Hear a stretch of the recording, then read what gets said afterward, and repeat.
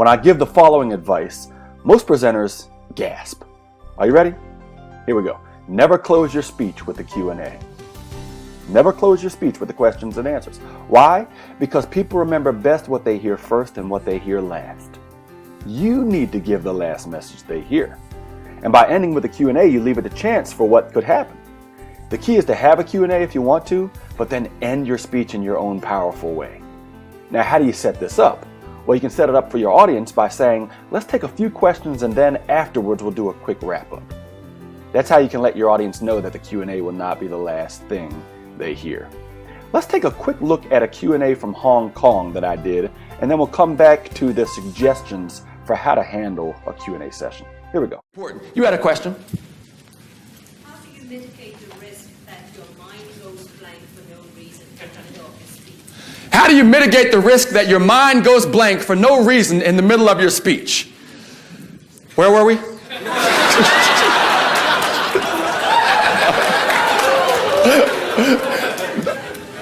Here's what I tell people all the time, and this is important to understand.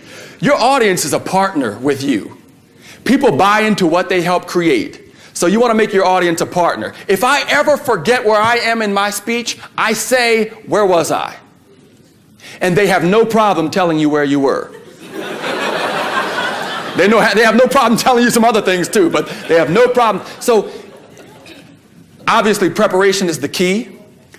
And I also say this, I remember my speeches in anchors. I remember my speeches in anchors, which means what anchor comes next. The anchor is the thing that helps you remember. So I just remember what story is coming next. And then, of course, I know what point goes with that. Then I remember what activity might come after that. And then I know what point comes after that. And then I know what story might come after that. So if you remember your speech in anchors, you're never trying to memorize it word for word. In the next decade, we might be speaking on top of our audience. Who knows? I mean, we just keep getting closer and closer. Hopefully not. Yes? Yes, things change. What is the trend?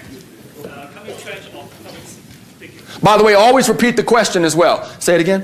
Things always change.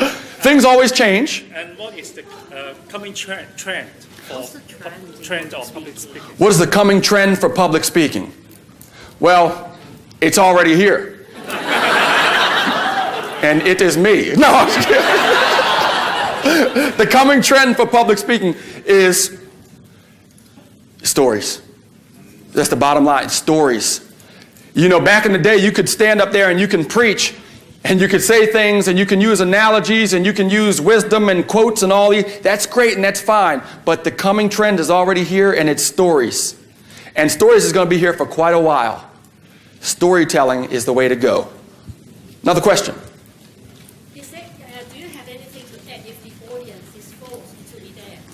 Do you have anything to add if the audience is forced to be there?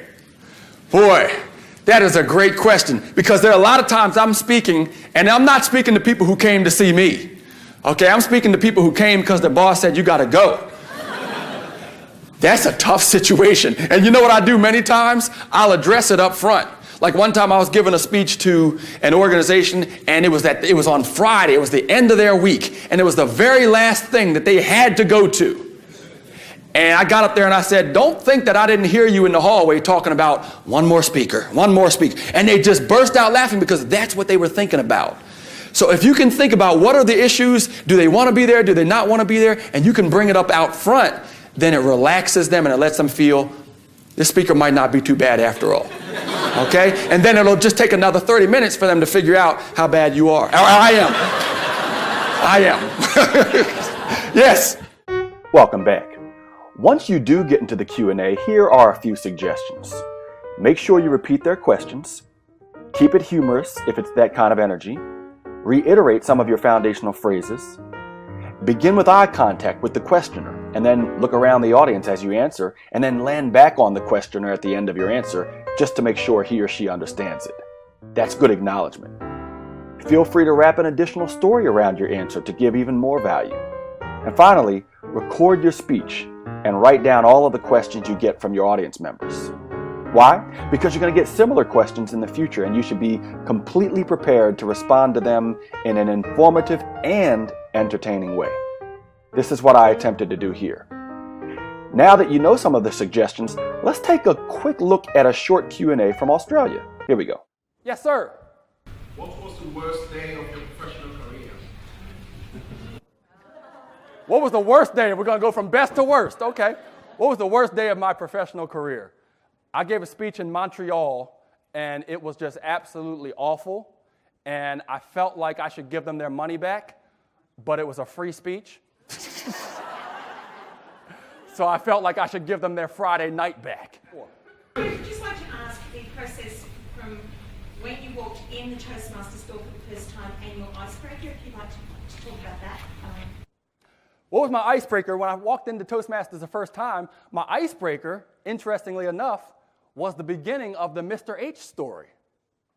You know, the man who stopped me in the mall and told me that I had a lisp? I just didn't have an ending yet because I hadn't won the world championship. But that was my icebreaker, and people got to know. And what happened was so interesting. I won the contest that evening. And I didn't realize that my club always makes the newcomer the winner. Because that's how they keep you in. They drag you in. Think about